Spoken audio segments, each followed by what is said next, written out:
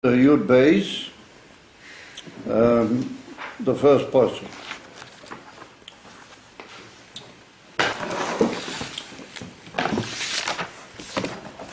So this is after Avraham Avinu already left Ur Kasdim, which was the original birthplace, and he's come to Haran, and he's been staying there, and he's with his father and his family, with the whole thing. And Hashem says to him, Vayema Hashem el Avram, Lech-Lecha. You should go, me'artcha, u'me'meiladetcha, from your country, or your land, from your birthplace, u'me'beis avicha, from the house of your father. El ha'oretz, to the land asher arecha, which I will show you. What are you doing so far away? You're independent, in other words. I see. Smicha. What's he saying? Smicha. He's doing smicha. Yeah. Well, this will help with your smicha. I'll go. I can't hear what he's saying. I've got them stuck in the row that don't get this. Well, with the smicha, I'll go and drink. I'll move it here. I got this stuck from you that this will help the smicha. I'll come listen in. You should realize that chitzonias can maybe interfere with pneumias. But pneumias can never interfere with the chitzonias. Only makes it better. All right, so he says, to the land that I will show you. So ask yourself the question, if Hashem was saying to Avraham Avinu to go, then he should have just said Lech. In Hebrew, if you tell somebody to go, you say Lech me tanu, or Lech me po, you just say go. What does he say, Lech-Lecha? What Lech-Lecha means go to yourself, or that's basically what it means, Lech-Lecha.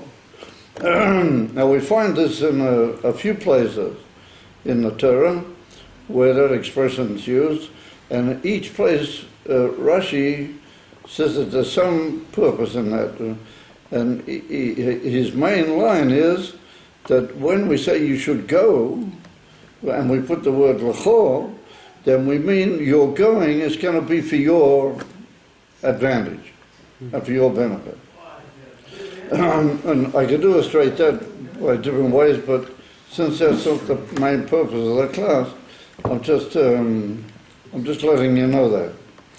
Therefore, the word Lecha implies to go for your benefit, for your hanoah.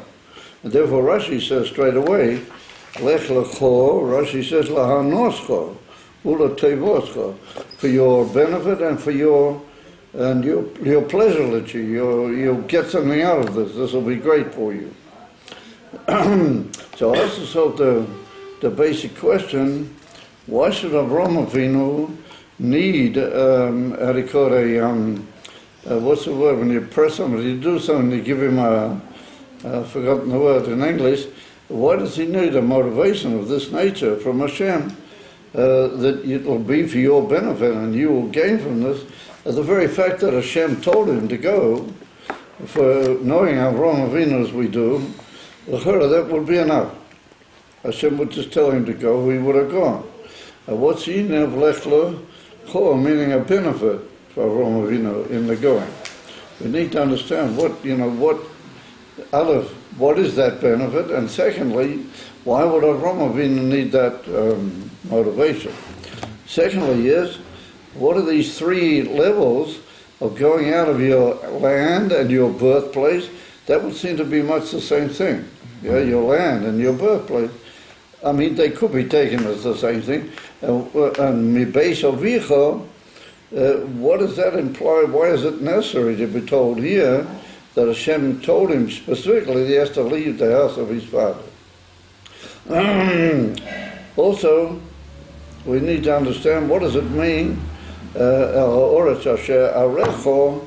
Rashi says that he didn't tell Avraham Avinu which land, but that's also a pretty hefty task. A man of 75 years old, and he's got chattels and the whole thing. It's true he doesn't have any children at this stage, but to move your whole thing into it and you don't really know where you're going, that's a pretty hefty task. Nonetheless, says Rashi, that's why he didn't say which land, but he does say that it's a land that I'm going to show you. And the word showing in Lashon Kodesh is based on the root word to see, which means that if I will show you this, I'm going to benefit you by seeing something. So we need to understand what did Avraham Avinu not see up till now, and he will see through going to this land that Hashem wants him to go. And we happen to know that he's referring to Eretz Yisrael. That's what comes out from the Psukim. They're pretty close afterwards. We work out it means Eretz Yisrael. So why don't you say, go to the land of Canaan, or go to the land of Israel, or I'd call it some sort of name. Why does it just call it El Ha'oret Asher Arech Kol, which I'll show you. So in order to understand all that, we have to realize that when we're talking about Avraham Avinu, our sages bring down in the Midrash that all the three fathers were Merkovas to Elokut. Do you know what a Merkova is? Yeah. What is it? It's like a perfect carriage. A chariot. Chariot. A Merkova is a chariot, which means that they didn't ever do anything of their own, just like a chariot is completely in the hands of the driver. Whatever movement by the chariot comes from the guidance of the driver. In that way, the Ovis, that's the way they were. They had no, as it were, personal or Indian of their own. They were completely and utterly botil, and they were completely in the hands of Hashem. And to give you some idea of that, there's a famous Torah from the Baal Shem Tov. The Baal Shem Tov said, when it gets written a little bit further, that Avraham Avinu went down to Mitzrayim, because there was a famine in Eretz Yisrael, and he went down to Mitzrayim. Now there's a different opinion where he should have done that, or the Ramban is very sharp, and the Ramban said he shouldn't have gone down to Mitzrayim. Oh, but anyway, he went to Mitzrayim.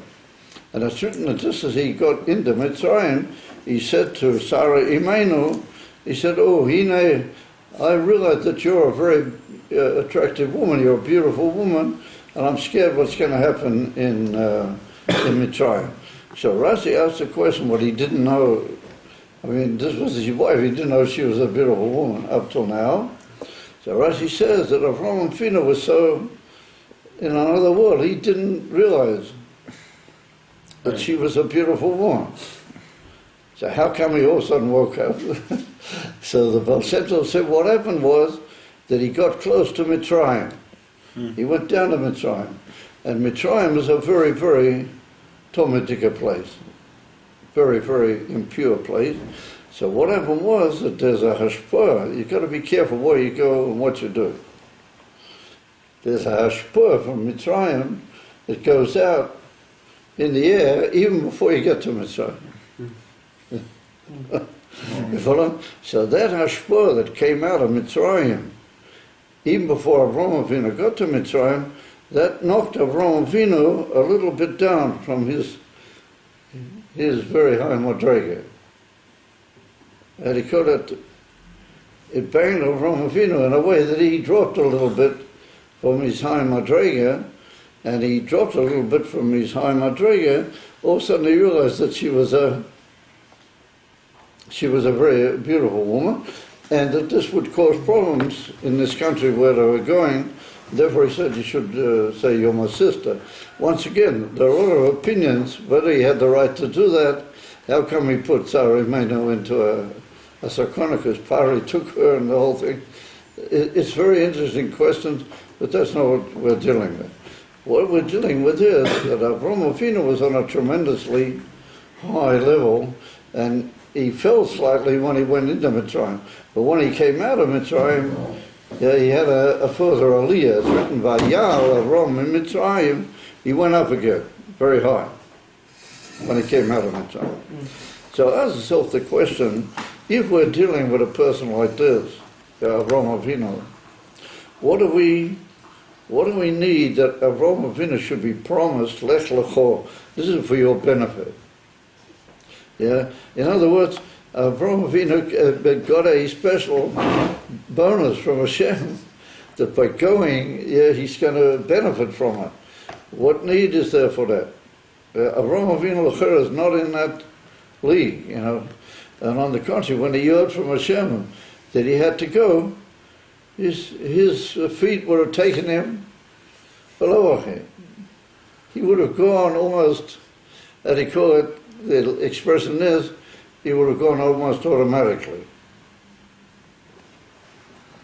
What you know about very high people, that's written that they intend going one place, but they really end up somewhere else, because their feet just take them to what's the right place for them. So Avram Avinu, he's a Merkava. He would have gone anyway. It wasn't just Lech-Lecha. And also, what is it he promises him that in the next passage he says, I'll make you a big nation, somebody who's a Merkava, Telekuz, which means that he's so bottled to Hashem that he doesn't move anything without Hashem.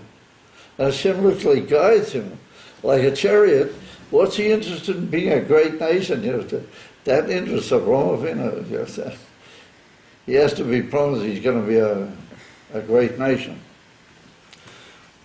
So let's try and, if we can, examine some of these points. So Rashi says that Hashem promised him three basic inyanim.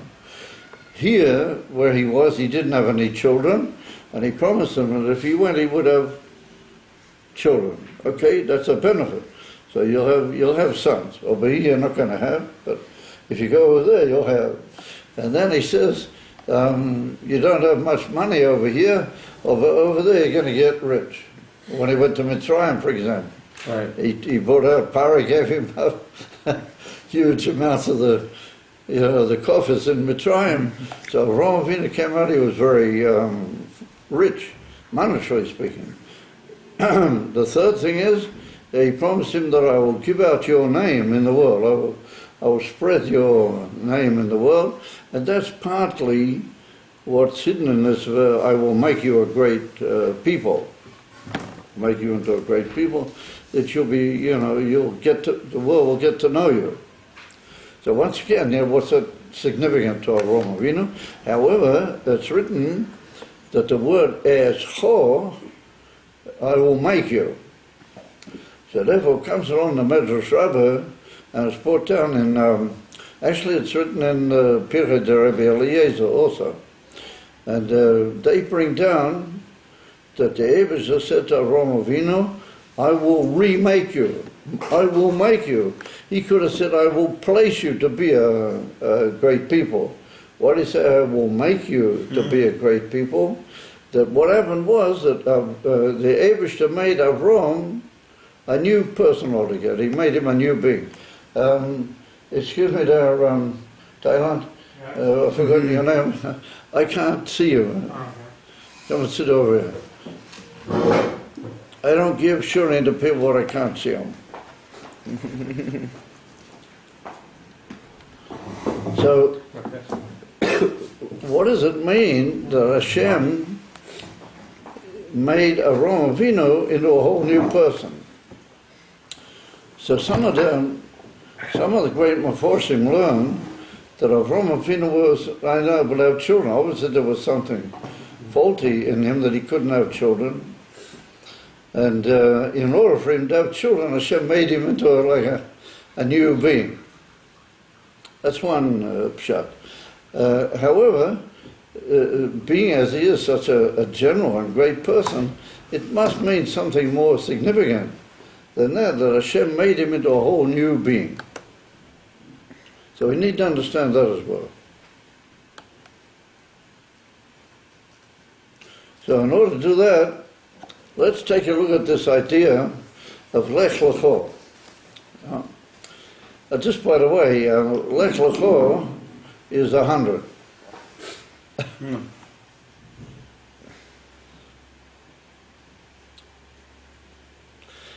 Lech-Lecha is 100, and Avraham Avinu was 75 years old at this point, and he lived for 175 years altogether. Right? Yeah. So what happened after this? He lived another 100 years. And that's the hint of Lech-Lecha, that he would not only live a bit further, but he's going to live a huge amount of time, 100 years, a lot of time. What are all these inyonim hidden here? So comes along one of the great Meforshim, who was a Tzfosa. He lived here in Tzfat. And I'm going to bring you in a few minutes another great Meforsh, which you've all heard of, and he's the Arizal, the Uriah Kodesh. You heard about him. He was also a Tzfosa. He lived in Tzfat. But the other one I want to bring is the Rabbeinu Moshe Alshik. You heard of the Alshik? Mm-hmm. So what do you comment about it? There's a shul, this town here. I don't know exactly where we are here. It's down so in there inside the old city. Mm-hmm. There's a shul called the Alshik Shul. Because he lived, the Rabbeinu Moshe Alshik, he lived here in Tzfat, and he was a contemporary with the Arizal. Yeah, but he was into Nigla, and the Arizal was into Kabbalah. And once the Rabbeinu Moshe Alshik, he asked the Arizal to teach him Kabbalah. Yeah. And the Arizal didn't agree. And he was he was a great Gaon. He wrote Shabbos and Shuvas, and he wrote a Pirush on the whole Torah. Arizal? He couldn't figure why the Arizal wouldn't teach him Kabbalah. So one Erev Shabbos, the Arizal used to go out into an apple field and be Makabel the Shabbos, you know that. He used to have Kabbalahs the Shabbos outside in an apple field. You don't know the whole story? I don't know it, no. That's where Tapuchin Kaddish. That's the shul now used to go out only for Kabbalah Shabbos. Marev, he used to come back into the base medrash. But to be Makabel, he used to go out into an apple field. Precisely an apple field. To be Makabel Shabbos. So the Alshik decided, Rabbeinu Moshe Alshik, that what he's going to do, that's a very timely moment to catch the Arizal when he's going out. He's going out to be Makabel Shabbos. He'll wait for him just where he goes, and he'll intercept him, and they said, listen, we've got to make an agreement about this Kabbalah. I've got to have you teach me the Kabbalah. So he gets out there early, when it's still Friday afternoon. He finds a spot, and he reckons that's exactly where the Arizal is going to go past. And he's ready, he's going to intercept the Arizal when he comes with all the Talmidim. So he's waiting, and he looks at his watch or whatever, but the sun, he sees, getting very close to this man from Kabbalah Shabbat. And all of a sudden, for some inexplicable reason, he started feeling very, sloppy, very, tired. Dozing for some reason. He couldn't figure what's happening, what's going on outside. So he did all sorts of things to keep himself awake. And then it's getting closer to Kabbalah Shabbos. And the next thing is he fell asleep. He fell into a heavy sleep. He couldn't prevent it anymore, fell into a heavy sleep. And he sort of rolled over on the stones or whatever, where he was sitting. And he sort of laid on the stones. And he was fast asleep. A few minutes later comes the Arizal past, with all the Talmidim. And they all look and they see the Alshik lying like this on the stones and asleep. They couldn't figure it. So he said, we must wake him up and take him with us. So the Rebbe said, no, just leave him, that's fine. It's okay. So later on, it's already night time. It's already, after the Rebbe went out and they came back and he was still there. And they went back to the base bedrooms to the Mariv. So later on, hours later, the Ben Moshe Alzik comes up to the Rebbe and he said, listen, man, what happened? Why did that happen to me? Why didn't you wake me up? Why didn't you? You told me I would have gone with you. So the Rebbe said, listen, he said, I came down into the world to reveal Teres HaKabbalah. That's why I came into the world. Kabbalah is my inner. You came down into the world to reveal Teres HaDrush and Teres HaPshat. That's what you came into the world for. You didn't come into the world to teach Kabbalah. That's not your inner. Therefore, you don't need to learn from me the Kabbalah. You're absolutely wonderful the way you are. I see guys of no.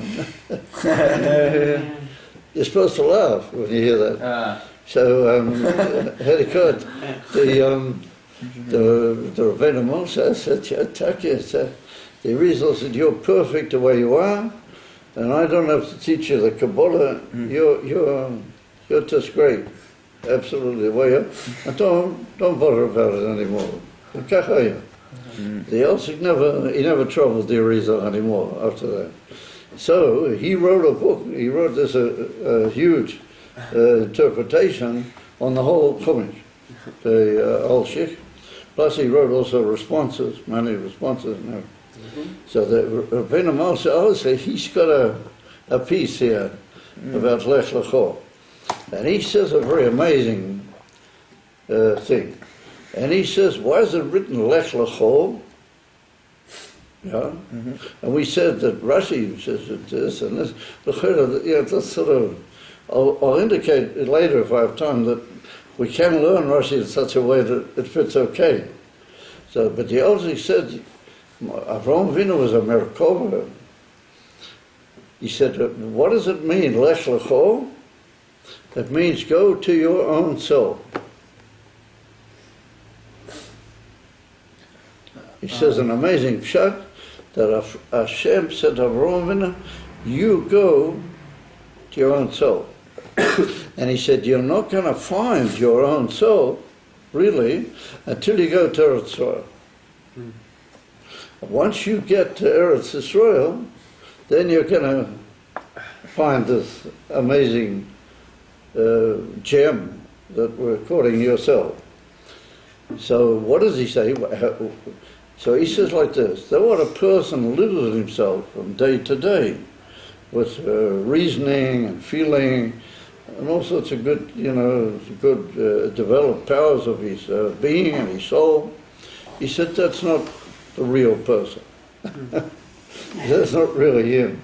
Why? Because there's all sorts of changes, One day he's all enthusiastic about one thing, another day he's missed that one, and now he's all wrapped up in something else.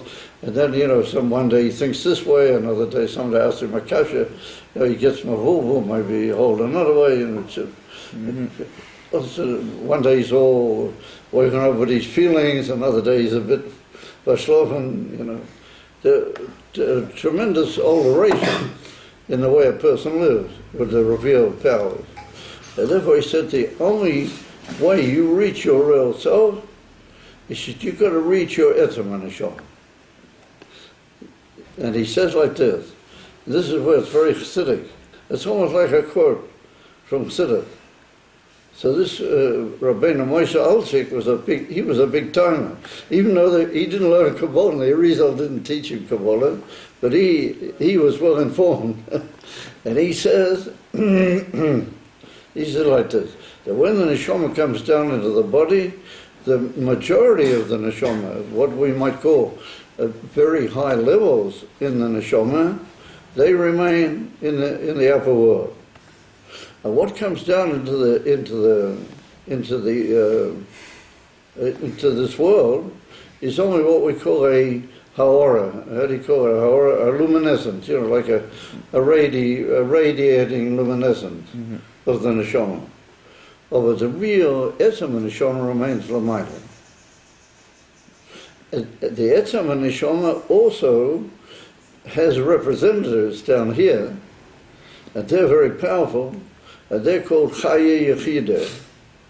Not Nefesh Ruach Neshama, but Chaya Yechida. Hello. Talking about Chaya Yechida. As Chaya Yechida, they are very much connected with the Neshama of there. And therefore the Middle Rebbe said he wanted me to mention that. The Middle Rebbe said that when you walk around, your Yechida is like in your 4 cubits. Well, it's not mamish inside you, it's like hovering all over you. It's in 4 cubits range, your Yechida. And he said to a simple man that when you walk down the street, you carry out all sorts of birurim in the word. You fix up all sorts of in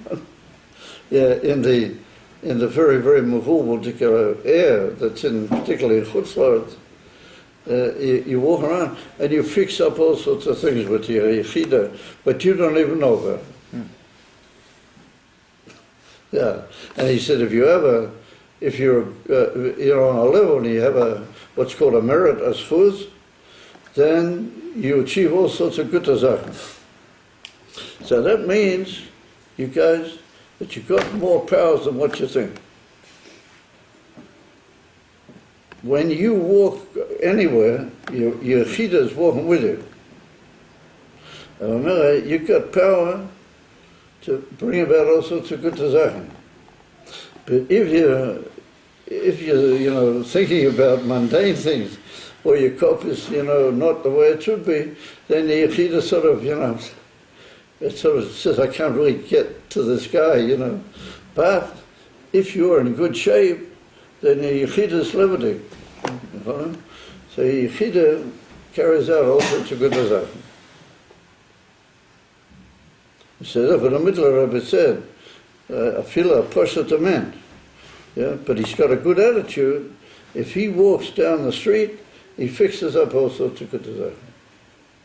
Yeah, that's Yechida. Who is really you? Is it what you live with, according to the majority of the time? Or is it your Chaya Yechida, and even higher than that, the, how do you call it? Etzem Neshama L'mayla.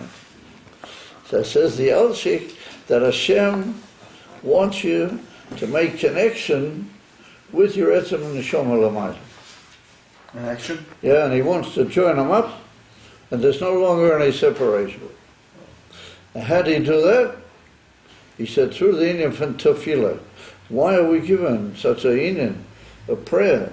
And it's quite complex, and every day you have to pray and everything. I pray once a week, or so what's up every day pray and every day. So he said the prayer is how do you call it, a ladder. And therefore, later the Zohar Kodesh says, Yaakov saw a ladder of dream. It's called davening. The ladder is an image for davening. And when you daven, you're climbing a ladder upwards, and the ultimate purpose of that is to make a kesher with your etzem and neshama l'mayla. You can't get in touch with all of it, because it's massive, and it can't come down all that much, but you can make connection with it. If you do, then you found your real self. Oh, yeah, then you found your real self. How do you do it? It could be that has different ideas and different kavanas and all sorts of different things of what we think. How do we do it? You just daven with kavanah. What does that mean? Huh? What does that mean? You pay attention to what you're saying. You daven with the Pirush HaMilas, and you mean it good. You really want to make a kesher with Hashem, and then Hashem helps you. What's called betmimas. And then you go up the ladder, Next thing is you form a schedule with the Etzem and it's all, things start happening. You know. Mensch becomes what you might call his real soul. When he finds his real soul, then he's not so upset about all sorts of things that he gets upset about. And he's not all mavulvul by all sorts of maizes, all sorts of inyanim, things that confuse him and get in his way and all sorts of maizes. You know, he knows Hashem runs the world.